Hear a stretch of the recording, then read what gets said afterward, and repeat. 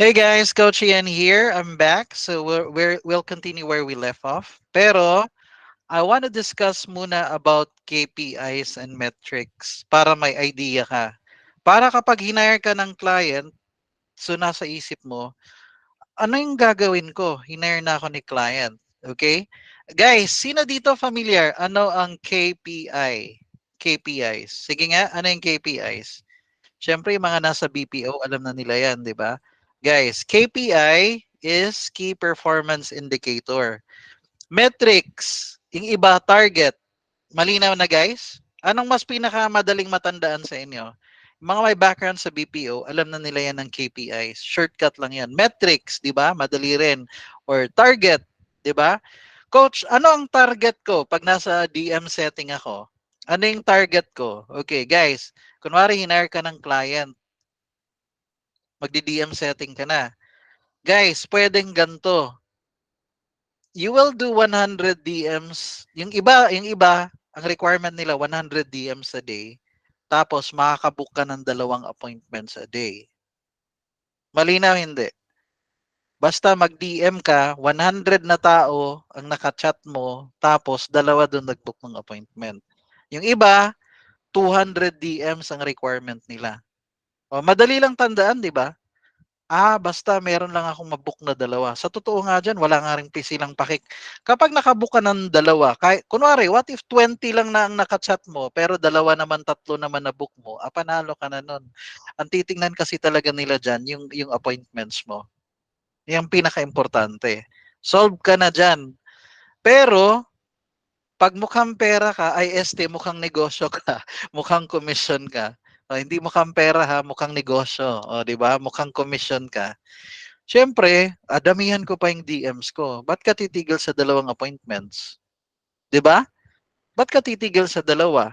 Iniisip mo pa yung close rate. Tama ba?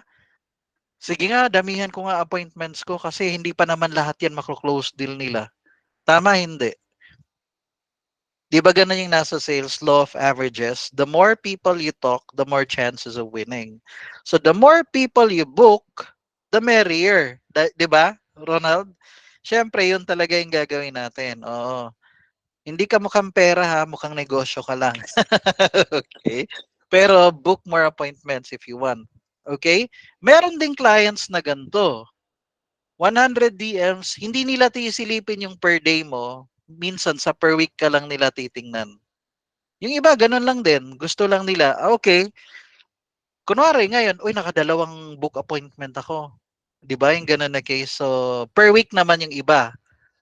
Pero syempre, pag ikaw may goal-oriented ka, may target ka, ay hindi ka titigil sa 4 appointments. Kung kaya mo ng 20, sige. Okay? That's how we go with that one. Ganyan po ang KPI ng mga KPIs or target ng mga DM setters. Malinaw hindi? Para alam nyo, hindi kayo nasusurprise. Kasi parang nakita ko may nag-post ata isang beses.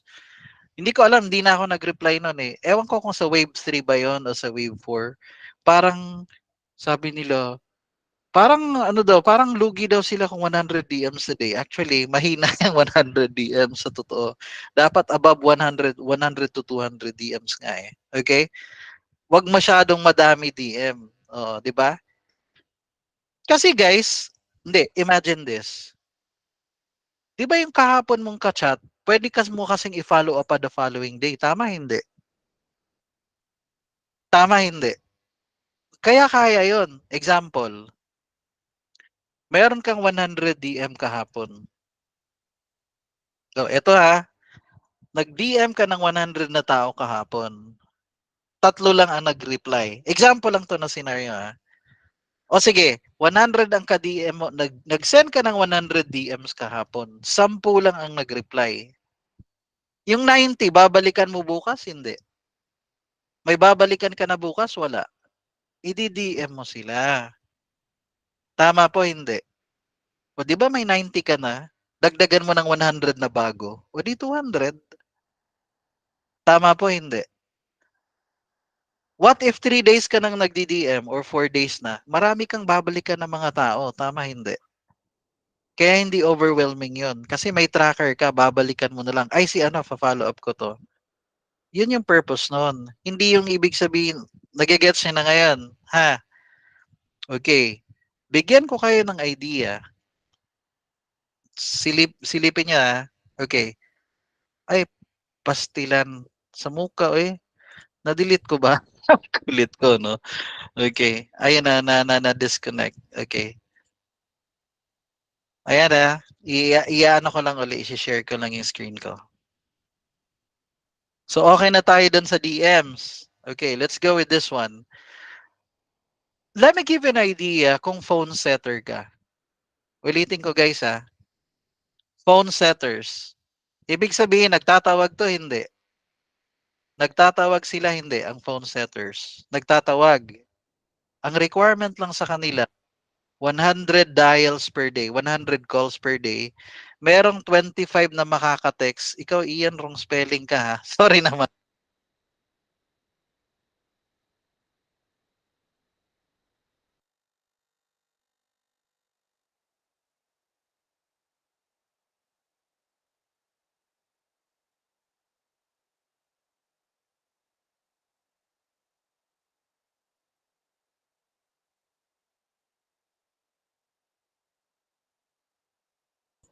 Sorry naman na-disconnect. Okay.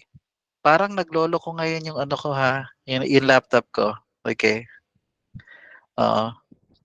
Guys, it's not you, it's me. Ha? Ganun eh, no? Parang magjowa lang yan. It's not you, it's me. Okay, okay. Sige, sige. Let me go ahead again and share this one. Are you seeing this? Okay, guys. Pag phone setters, 100 calls per day sila, 25 texts. Yung mag-SMS, then 25 email. Alam nyo ba, maraming clients, pag marunong lang kayo maghanap doon sa mga high ticket sales group hahanapin natin yan mamaya, magsasample tayo. Sa phone, yung mga phone setters, marami ang nagbibigay ng mga base pay or basic salary. So advantage tayo may background sa BPO. Yung iba, $1,000 ang base pay per month. Tapos eto lang yung metrics mo. Guys, doable hindi. Doon sa mga may background sa BPO, doable to hindi. Guys, doable hindi. Doable yan. Masyadong doable yan. Kasi kaya ko nga ng 200 dials a day niyan dati. Okay, now, ang base pay niya nila guys, pag phone setters to merong mga nagbibigay ng $1,000 per, yung base pay na 1,000, yung iba 2,000, yung iba $3,000 per month. Ganyan na metrics lang. Ganyan lang yung typical na metrics. Sarap, no? Ay, sobrang doable niyan. 'Di ba? Sobrang doable niyan.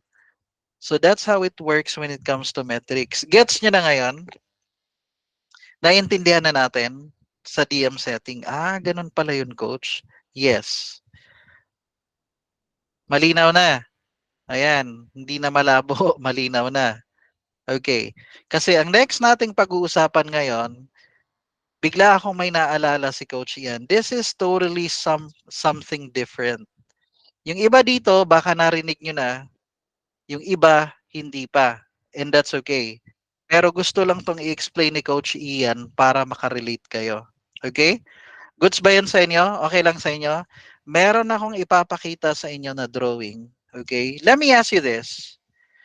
Sino nang naka-encounter nito? Yan, emotional cycle of change. Sinong nakarinig na yan? Can you type it? Sabihin mo nga, kapag narinig mo na-encounter mo na, sabihin nyo nga, cycle. Type nyo nga, di ba yung emotional cycle of change? Can you type it there kung na-encounter nyo na yan? Ayan, okay. Explain ko sa inyo ng konti, okay lang ba? Para magets nyo. Lalo na dun sa mga baguhan pa lang. At ngayon pa lang sa pandinig nila may encounter. Okay? Ayan pakinggan nyo tong i-explain ko sa inyo kasi importante ito. Hindi to related sa DM setting, pero magigets mo rin to pag narinig mo na yung papaliwanag sa inyo ni Coach Ian. Okay? Imagine this. Imagine this. Nagbra-browse ka ng Facebook. Aba, nagbra-browse ka ng Facebook, 'di ba? Scroll ka lang ng scroll ng ganyan. Maya-maya, meron kang nakita, sabing gano'n, learn virtual assistant. Sabing gano'n na case. Free training, mga 2 hours na training. Aba, umattend ka. Umattend ka. Pag-attend mo doon sa free training ng virtual assistant, nagpakita doon si Ateng. Ganun, nagpakita si Ateng. Pinakita niya dahil na sa career niya na virtual assistant, nakabili siya ng kotse, nakabili siya ng bahay. Anong nangyari? Nag-enroll ka. Na,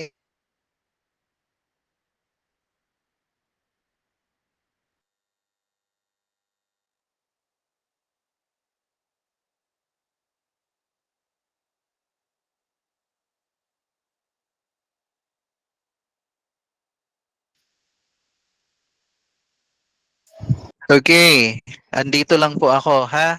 Oo. Oo. I think it's something to do with my internet. Pero bear with me ha, pagpasensya niyo na si coaching yan. Okay. Balik tayo dun sa emotional cycle of change. Okay? Nakita mo, nakita mo yung bahay, nakita mo yung kotse, nag-enroll ka. Ang tawag po dun guys, uninformed optimism. Ibig sabihin, positive ka. Sheks, eto na yung hinahanap ko. Kumbaga feeling ko eto na yung eto na yung hinahantay kong career. Eto yung tamang career para sa akin. Nag-enroll ka. Nagbayad ka ng 10,000. Ang tawag doon guys, uninformed kasi hindi mo pa alam, uninformed optimism. Gets hindi? Tama hindi, guys. Uninformed optimism tawag doon ha. O, di ba? Nag-enroll ka. Parang na-hype ka pero hindi to networking ha. VA to. Example lang naman to, virtual assistant. Walang ma-offend ha. Yun lang naisip ko na example, virtual assistant. Uninformed ka nun. Bakit? Kasi hindi mo nakita yung hirap nila. Basta nakita mo yung kotse, nakita mo yung bahay, naengganyo ka mag-enroll. And there's nothing wrong with that. Okay? So nag-enroll ka. Pag enroll mo, eto nangyari. Yung nag-enroll ka na sa virtual assistant, tinuruan na kayo doon. Di ba? Details talaga yon. Ituturo, na-entice ka. O yan, basta naengganyo ka, na-entice ka. Nabudol ka. Ay, sorry. Hindi nabudol. Basta na-encourage ka mag-enroll. Na-entice ka. Okay. Ngayon, yung nag-enroll ka na, tinuruan na kayo, na-persuade kayo eh. Ang galing kasi coach ng power nila of persuasion eh. Nag-enroll kami. Okay, pero yung nag-enroll ka na, tinuruan kayo na, okay, gagawa kayo ng resume, gagawa kayo ng cover letter, magsasubmit kayo ngayon sa magsasubmit kayo sa Upwork, sa job.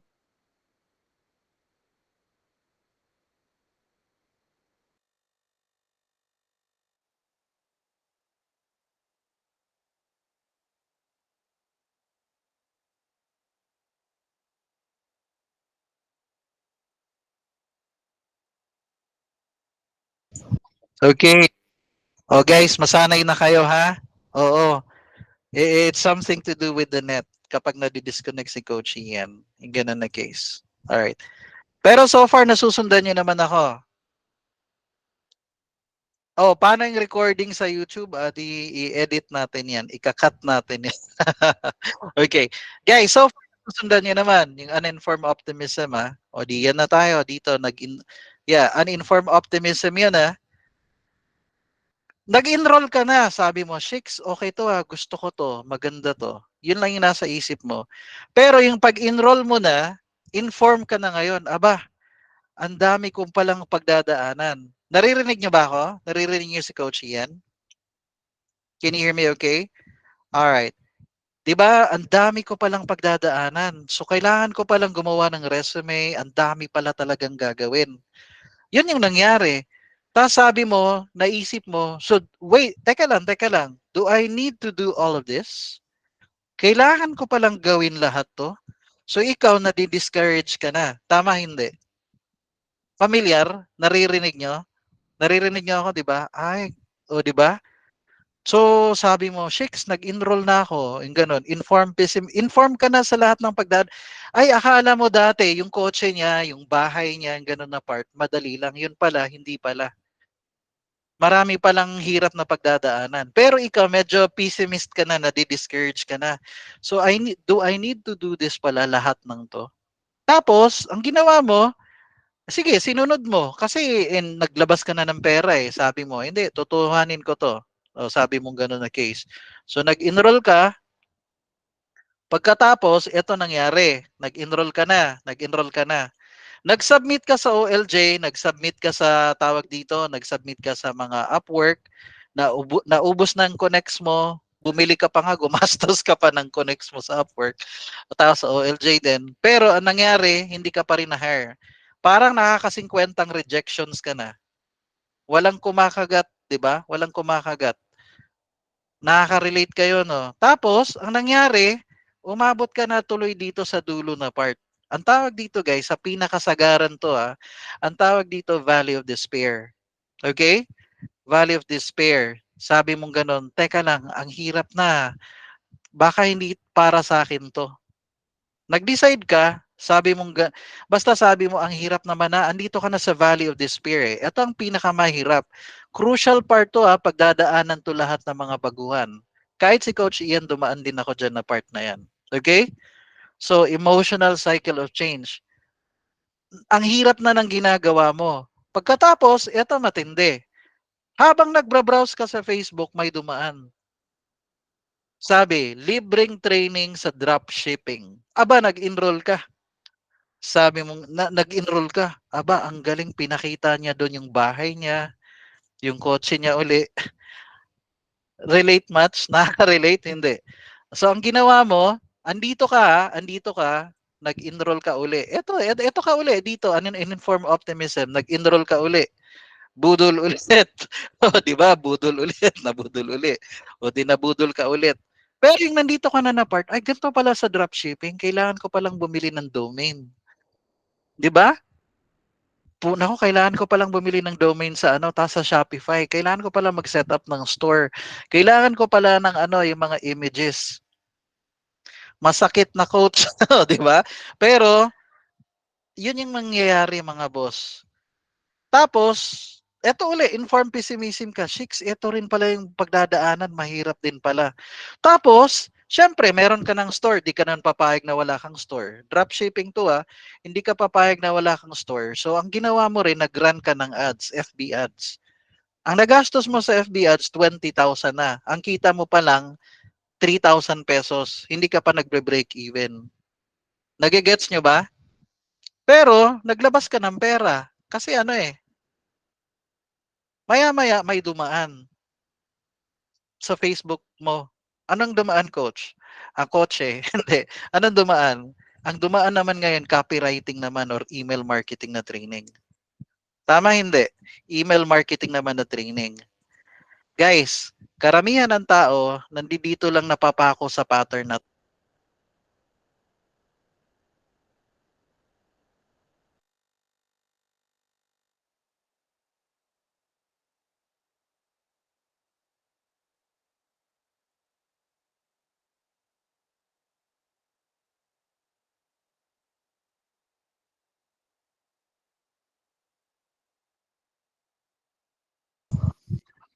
ayun, salamat mga boss pagpasensya niyo na si Coach Ian at iniwan kayong luhaan. Okay? Pero so far mga boss, nakaka-relate na kayo ngayon sa emotional cycle of change? Paulit-ulit, paulit-ulit, paulit-ulit kasi yan talaga yung pinagdadaanan. Karamihan ng mga freelancers. Yun talaga, whether you like it or not, alam kong relate na relate na relate ka. Kasi yun talaga, kahit ako dumaan ako dyan at one point, hindi lang 1 point, 2 times o 3 times, dumaan din ako dyan. Ha? Nagpaulit-ulit, nagpaulit-ulit, nagpaulit-ulit ka na lang dito. Tama, hindi. Balik dito, balik doon, paulit-ulit. Yan yung emotional cycle of change. Kaya sinabi nila pa emotional cycle. Pero yung iba nag-decide, sabi nilang ganun. Ay hindi. naglabas na ako ng pera, itutuloy ko na to. Part naman talaga ng process yan eh. Push ko na to. Tama, hindi. So nasa valley of despair ka, ang nasa isip mo, teka lang, naambunan na ako eh. Nabasa na ako ng ulan eh, maligo na lang ako. Tama, hindi. So ang ginawa mo, tinuloy mo. Kunwari, DM setting naman to ginawa mo ah. Nung una, nag-book ka, kumbaga, ang dami mo na, ano ba yan, coach? Nakaka 200 DMs na ako, wala pang nagre-reply sa akin or puro rejection, wala pang nagbo-book. Example lang to ah. Pero, ang ginawa mo, tinuloy mo dito. Ang tinuloy mo sabi, itutuloy ko lang, itutuloy ko lang. Maya-maya, nakakabook ka na ng 2 or 3. Tapos, biglang merong na-close deal. Okay? Merong na-close deal na 1 or 2.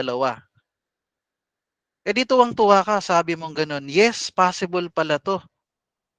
Tama, hindi. Kasi ang ginawa mo, tinuloy mo lang. Basta sabi mo, basta hindi ako mag-quit. Basta magtsatsaga ako. Tinuloy mo lang. So umabot ka na sa number 4. Anong tawag nun? Informed optimism. Dumaan ka ng maraming rejection, pero habang tumatagal, kahit nare-reject ka, nabibuild yung skills mo, nabibuild yung attitude mo, basta tutuloy ka lang. Anong nangyari? Anong nangyari? Nakapag-book ka na. May na-close deal yung mga closer. Naka-commission ka. Maliit nga lang. $500 lang muna. Pero okay lang. Sabi mo, totoo pala talaga sa DM setting. Pag nakapag-book ka na, wag ka lang mag-give up. Pero yun kasi talaga eh. Okay? Pero tinuloy mo lang kasi na-develop na yung skills mo eh. 'Di ba gano'n naman 'yon, yung pag-book lang ng appointment sa simula mahirap. Pero pag nahanap mo na yung pulso, 'di ba? Yung nagamay mo na, nahanap mo na yung pulso. O di yun ang nangyari. Tinuloy mo lang, tapos sabi mo, uy, kaya pala. Doable naman pala. So naging successful ka na. Bakit? Kasi success ka na, sabi mo, I made it. Sabi mo gano'n na case. Kasi alam mo na sa simula lang ang hirap, 'di ba nasa isip mo, bahala na maghirap ako ngayon, wag lang habang buhay. 'Di ba? Tapos nagsi 6 digit amount ka na sa DM setting. Nagigets niyo na ba ngayon? Kailangan maintindihan mo to na part. Bakit? Kahit sobrang dami nyo ngayon, hundreds kayo ngayon, kahit na napanood mo na tong training na to, pero alam na alam ko, meron pa rin dito sa inyong bibitaw. Kasi yun talaga yung totoong takbo ng buhay eh. Kaya meron akong request sa iyo ngayon. Kahit ikaw na nanonood ng video ngayon, ang request ko sa iyo, makinig ka ha, ang request ko sa iyo, are you ready? Ang request ko sa iyo, if you decide you want to do DM setting, bigyan mo ng 6 months to 1 year. Hindi kayong parang bibitaw ka kagad. I don't care. Kung ngayon, if you're doing copywriting na, huwag ka nang bumitaw dun sa copywriting. Ituloy mo na yon. Nagigets mo ba? Huwag ka bibitaw. Kasi baka dun sa part na bigla kang bumitaw, pero ang nakaschedule pala sa'yo ni, kay Tadhana, sabi ni Universe, sayang bumitaw ka. Sa next mo sana na, mabubuk mo na sana yon eh. Pero hindi mo alam. Kasi tumigil ka na. Kasi bumitaw ka eh. Ang nasa mind mo, hindi kasi para sa akin to. Nagsimula ka uli, back to zero ka uli dito. Tama, hindi. Nag-back to zero ka uli tuloy. Paikot-ikot ka lang uli. Okay ba yun sa inyo? Huwag kang bibitaw. Okay lang ba sa inyo? Can you commit yourself? 6 months to 1 year, gagawin mo yung DM setting. Hindi, mag-decide ka ngayon. You promise yourself. Sige. Kunwari lang, nag-decide ka. Sige, gagawin ko tong DM setting. Or kung ngayon, nasa bookkeeping ka na, kunwari lang, ituloy mo na yung bookkeeping. I'm not asking you na dito ka na naman sa DM setting. Hindi po. Okay ba yun sa inyo? But you have to understand this. Yung emotional cycle of change. Alam ko, hindi to pang DM setting ang tinuturo ko sa inyo. Totoong buhay kasi pinag-uusapan natin dito eh. Hindi ka ba napapagod? Paulit-ulit ka. Parang course hoarder ka na nga eh. Ang tawag nga dyan mga boss, kung narinig nyo na, type nyo dyan, shiny object syndrome. Narinig nyo na? Hindi pa. Shiny object syndrome. Ibig sabihin, pag may nakita kang bago na kumikinang, naa-attract ka. Tama, hindi? Guys, shiny object syndrome. Yung feeling mo, the grass is greener dun sa kabila. Feeling ko pag doon ako, mas malaking chance ko doon. Puro ganun ang lagi mo nasa isip. Lumipat ka na. Sabi mo uli, feeling, uy, eto mas maganda to ah. Feeling ko mas magiging madali, 'di ba? Nagigets nyo ba? Huwag mong gawin yung habit of quitting, guys. Huwag mong gawing habit na bibitaw ka lang. Kasi nahirapan ka lang ng konti. O medyo nahihirapan ka talaga, bibitaw ka kagad. Hindi, dapat ituloy mo lang. Lahat ng mga successful billionaires, would you believe me if I say, karamihan ng mga successful millionaires or billionaires, dumaan sila ng, I would say, pinaka-minimum at least limang ano ng failure. Yung parang nag-bankrupt din sila, nalugi sila, yung mga ganun na case, nag-back to zero sila. Ayan, si Jack Ma. O, di ba? Si Jack Ma, di ba? Na-reject nga yan, nag-apply ng KFC ata yan eh, di ba? Si Jack Ma. Oh, KFC din, iba din yan, kay Colonel Sanders yan. Narinig niyo na yon? Narinig niyo na ba yung KFC na story? Yes or no? Yes or no? Kay Colonel Sanders. Retired na siya. Hindi ko alam kung sa Navy or sa military or what. Nag-retire siya, si Colonel Sanders. Siyempre, yung pension, matanda na siya, retired eh. Kaka-retire lang niya. Hindi enough yung pension. Na-realize niya na kailangan kong kumita. Naisip niya, uy, may recipe pala yung lola ko. Sige nga, timplahin ko nga tong chicken na to. Ang ginawa niya, chinap niya yung chicken, parang bite size. Punta siya sa kapitbahay. Sabi niya, ma'am, tikman niyo po yung chicken ko kung masarap. Pag masarap, order kayo ah. Yung first door, ayaw. Yung pangalawa, ayaw. Yung pangatlo, ayaw. Yung panglima, ayaw. Nagigets niya, hindi. Feeling ko ikaw, pag naka 50 na rejections lang, 50 bahay nang nilapitan mo at walang umorder, alam ko na sa isip mo, siguro hindi para sa akin to. Si Colonel Sanders, tumuloy lang siya. Umabot na ng 100, ni-reject siya. Wala pa rin. Umabot na ng 200. Ikaw kaya, san ka banda doon? Ikaw, bibigay ka na. Tinuloy lang ni Colonel Sanders. Hulaan nyo guys, nakailang katok siya bago may umorder sa kanya. Nakailang katok siya bago may.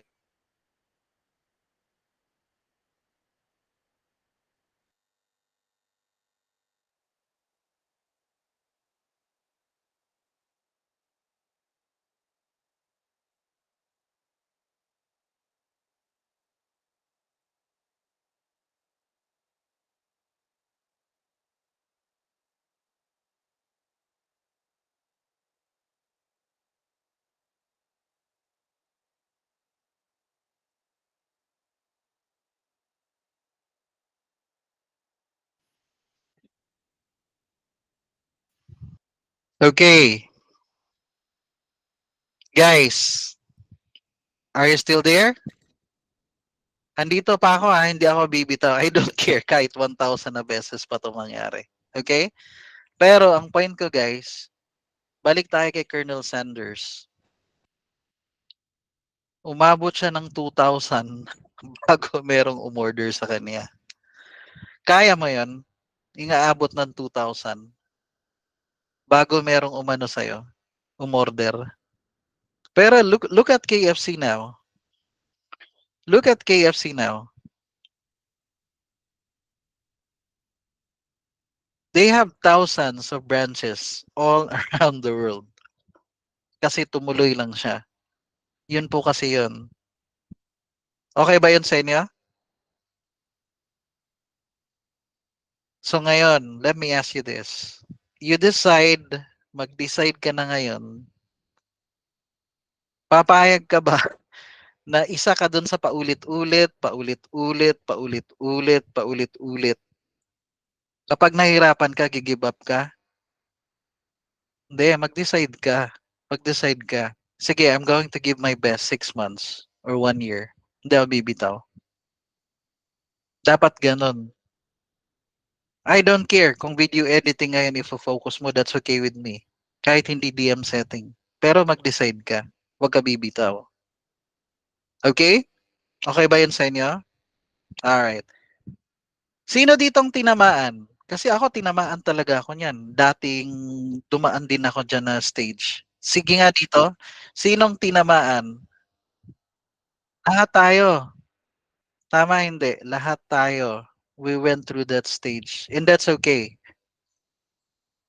Do I have your commitment, guys? You're going to focus for the next 6 months? Are you going to give your best? Yung hindi ka bibitaw? Kasi pag hindi, wala lang. Ikaw pa rin yung isa ka lang dun sa paulit-ulit, paulit-ulit, walang sawang paulit-ulit. Huwag ka lang bibitaw, tutuloy mo lang talaga. Okay ba yun sa inyo? Alright. I have a suggestion if that's okay with you. Okay? Thank you for watching this lesson. I hope you learned something with the emotional cycle of change. Okay? I'll see you in the next lesson. Alright. Okay, mga boss. Would you be okay